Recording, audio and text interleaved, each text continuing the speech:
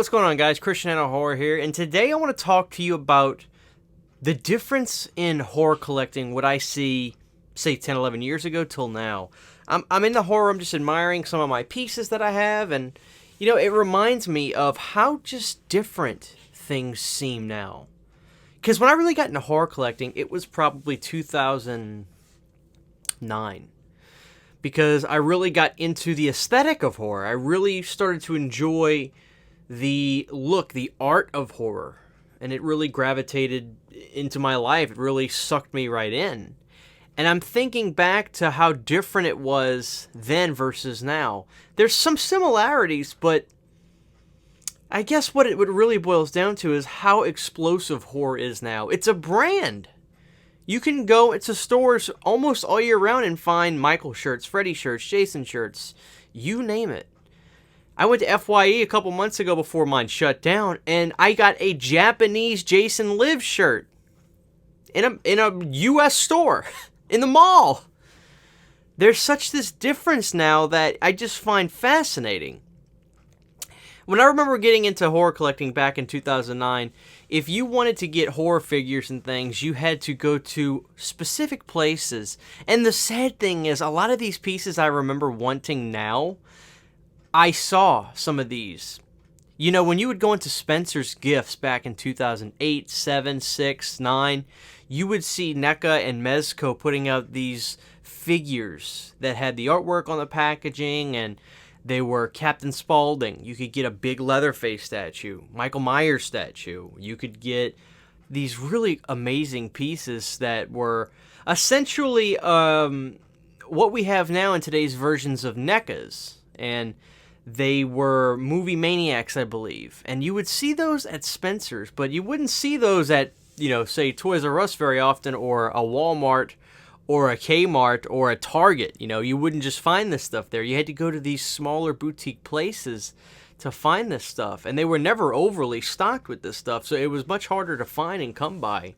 And I just remember looking back and saying, wow, if I would have got some of those, they're worth a pretty penny now. People love those things, and they'll pay for those figures. I remember when I would want to get a horror t-shirt, it was dang near impossible to find anything. I remember if I wanted to get a Halloween t-shirt, I had to go to a store, in October at Walmart, and if I was lucky, they may have a Michael Myers shirt or something, and it would be one. Now there's, rows and rows of the poster t-shirt in Walmarts now, and they're selling out everywhere. Everybody can't get enough of it. But I remember it was very niche. You had to get there at the right time to find this stuff. And, it was much more, I guess, subdued to what it is today. We're really lucky in today's market for horror fans. No, sure, they had Spirit Halloweens, but, that was basically one of your end-all be-alls throughout the year if you wanted to buy stuff in stores. It was just vastly different. I could remember I had to make special trips just to go to Toys R Us to try to luck out and find some NECAs. And, the smaller town you lived in, the harder it was to find that kind of stuff to begin with. And I did not live in a big town. So it was just always this uphill battle of, digging through the shelves and maybe finding this one Freddy piece that was, yay high and had like this cartoonish look to it. It was interesting. And then movies were Anchor Bay. I remember guys collecting 10, 11 years ago in 2008 or 9. Blu-ray existed, but, the horror explosion hadn't happened on Blu-ray really yet. I mean, it was still it's in its infancy, more or less, Blu-ray. So it was always, Anchor Bay DVDs, because Anchor Bay basically released a lot of the stuff that we love today. And I remember I would have to watch Cinemassacre, and I would go to their website, and sometimes James Rolfe would review movies like The Cemetery Man, or Return of the Living Dead, or Fright Night, and I would learn about these movies through this website. And James is still running strong, Angry Video Game Nerd. And I remember I would watch these reviews, be like, oh, that looks cool, that looks cool, that looks cool.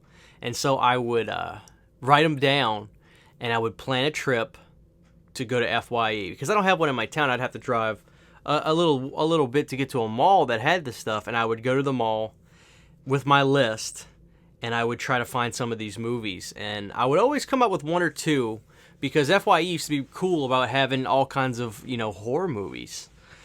And, I'd walk out paying 17, 18 bucks per DVD, which I thought was expensive at the time. Now it's like, wow, I guess that's really just the standard for what you pay now. That's the average of, a horror Blu-ray now. And, this stuff just wasn't televised much in terms of, like, collecting. Because there were horror YouTubers in 2009, sure, but it was minuscule compared to what the YouTube community is now. So you had to dig. You had to dig for this stuff. And so I would get some of these movies at FYE, and it would always be few and far between. Now I have the ability to go on Amazon and, okay, Scream Factory's putting this out, putting this out, putting this out. Ghost Ship's coming out. This is coming out. Event Horizon's coming out. They're just going through the entire catalog of the eras of horror, so to speak, and releasing all these great movies. And it's the ease of access. You can just have everything pre-ordered and ready to go. It's interesting when you look back even at Spirit Halloween. Back in 2007 and 8 when I would go, sure, you could get a Freddy mask, but it would just be branded Nightmare on Elm Street, and it would be this ugly, thin Freddy mask. This cheap, ugly, thin Freddy mask. And then, fast forward to 2020, and horror's genuinely exploded. And, I gotta wonder, what was aided in that? Was it the horror YouTube community? I gotta think that we have had some kind of impact in the world of horror, because our voices are loud and there's plenty of us. It could be that. It could be, I credit It Chapter 2 a lot, because horror was nowhere near dead in 2016, 2017, farthest thing from the truth, but that created an icon, and that icon created merchandise everywhere, and that merchandise sold to millions of people, and people fell in love with that character. I know Halloween 2018 was a movie that gets talked about a lot in terms of, bringing up the revival of some characters. We're starting to see Scream 5, etc., etc. But I kind of want to give some of that credit to It, because that movie came out and blew everybody away, and everybody fell in love with it. And that Pennywise is now like the Pennywise. It's kind of hard to accept because I love Tim Curry, but Bill Skarsgård's Pennywise is what you see in stores. Now if there's a row of action figures you'll see at somewhere, that Pennywise is in that collection now, so to speak. It's broken into the pop culture. And I think, that It movie was very important to the, not necessarily revival, but the growing of horror in pop culture today. I could be wrong on that, but I just feel like that movie had a lot to do with how horror has grown and grown. And it seems to just keep getting bigger. When you look back at Spirit, what I was getting at, though, is you would get a Freddy mask that, was, for more lack of a better word, they just look bad. And they'd be these paper-thin masks and little pepperoni spots. And, now you can go to Spirit, and I still can't fathom this. You can go to Spirit Halloween and get a Freddy mask specifically detailed to the Dream Master. I mean, think about that. That's oddly specific. You can get a Freddy mask designed exactly to the Dream Master. 11 years ago, I would have never believed that. If I would have said, going back in time and said, Christian, you see the Spirit Halloween you're in, they got some little hockey masks over there and stuff. Well, when you go in Spirit 10 years from now, 11 years from now, there'll be NECA masks designed specifically to individual movies. You can get a Freddy mask that's a thick latex pull designed to the Dream Master. You'll have Sam pumpkins that you can buy that light up from Spirit that say Trick or Treat on the back. Like, all this stuff that you probably never thought would be made because it's so oddly specific and different. It's going to be made because horror is just going to grow. It's just going to keep growing in terms of pop culture and as just the aesthetic of horror. It's really interesting looking back because, back then getting a DVD of, I remember when the Nightmare on Elm Street remake came out and I was getting ready to buy the DVD of that. That just seemed like this huge deal because you just couldn't get horror stuff every day in a store like Walmart like you can now. There's NECAs in Walmart. There's NECAs in Target. You could essentially go to Walmart right now and buy a horror figure that you don't own at Walmart. I mean, it's just, wow, it's mind-blowing. But back then, like when a DVD came out of like a Nightmare on Elm Street, or the Rob Zombie Halloween movies came out on DVD, it was a big deal when those hit the shelves, because it was like something huge is coming. And now movies come out all the time, and I don't take it for granted. I really appreciate this time we're in, because as a horror fan, I have so many options of things I could collect and get into, and it's really a blessing to be into something like horror that is, I guess, explosive right now. And I say appreciate it, because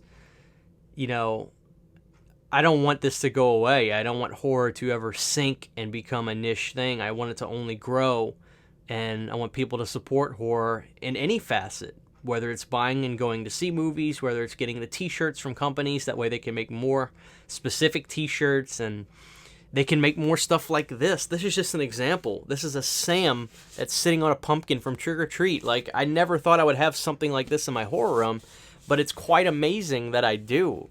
So it's just interesting how much horror has grown and how great it is. There's a streaming app called Shudder now.